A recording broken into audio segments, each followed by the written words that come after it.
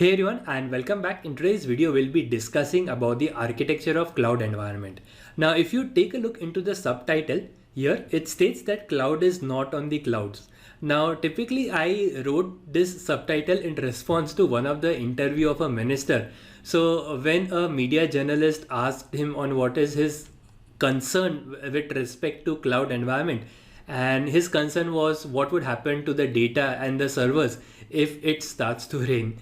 So it was quite funny. Anyways, coming back to the topic, let's go ahead and understand more about the architecture of a cloud environment. Now, a little to a surprise, cloud is in the backend data center only. So this is quite important to understand here, that let's say that you have a data center over here and this data center has multiple physical servers. So all of these are the physical servers. Now, on top of these physical servers, you have the virtualization environment, and on top of virtualization environment, you have the virtual servers. So typically, if you talk about infrastructure as a service or you take any cloud environment, virtualization is one of the most important aspect of an infrastructure as a service based cloud computing model.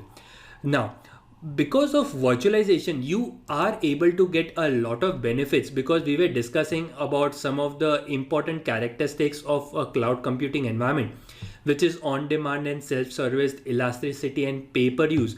And all of this can be achieved quite easily if you have the virtualization layer. And the cloud service providers, they typically have virtualization layer. Now, which virtualization layer they have depends upon the cloud service provider basis. So there are a lot of virtualization softwares which are available, like VMware, KVM, Zen, you have VirtualBox, many more. Now typically virtualization allows us to run multiple operating system on a single hardware. This is one of the great benefits which a virtualization software allows you to do. Now, when it comes to Amazon AWS, they were very heavily reliant on Zen. Now they are also moving to KVM, but Zen is one of the very heavily used virtualization layer which AWS had used.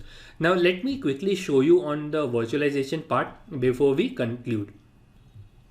Now I am running a VMware workstation, and on top of my VMware workstation, so this is a virtualization layer. So you can consider this servers as my laptop. On my laptop, I have installed the VMware. You also have various other softwares. So this VMware acts as a virtualization layer, and on top of virtualization layer, I can install and run multiple operating system. So in my case, I have installed a Linux operating system. So if I quickly do a full screen, and if I do a ls-l boot, so here you see we have the bootloader as well as the kernel. So this is a full-fledged operating system which is running on top of virtualization. Now virtualization allows a great amount of benefits. So let's say that I want to change the amount of RAM, the amount of CPU, maybe add a network interface, remove certain hardware. You can do it from your virtual console. So let's say I go to VM, I go to settings, and within the memory, currently if I want to increase or decrease the memory, this is something that I can do. So I can just type the amount of memory that I want in this present location, and it would scale up or scale down. Similarly, for processor also, you can specify the amount of cores and the amount of processor that you can give in to this virtual machine. Now again, you cannot give unlimited because the hardware itself has a limited resources. So whatever, depending upon the resources that your hardware has, so let's say you have a server with 1 terabyte of RAM. So then you can give, let's say you can give 900 or 950 GB RAM to various virtual machines that are running. You can even add certain hardware over here. So let's say I want to add a hard disk, and you can add a hard disk over here. You can just specify a SATA or a SCSI, and then you can, if you do a next, it basically asks you for what is the maximum disk size that you need. So all of these is basically a virtualization layer.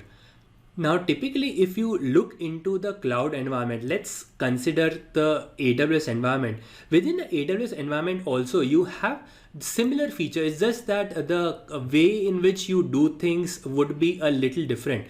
So in AWS, let's say if I want to add a hard disk, I go to volumes, I do a create volume, I specify the volume size here, I specify the volume type, and I create a volume. So in terms of VMware, you need to go to settings, you have to click on add, then you have to select hard disk. So the way in which the GUI is, it is little different, but the overall concept would remain the same across a virtualization layer and AWS at a very high level overview.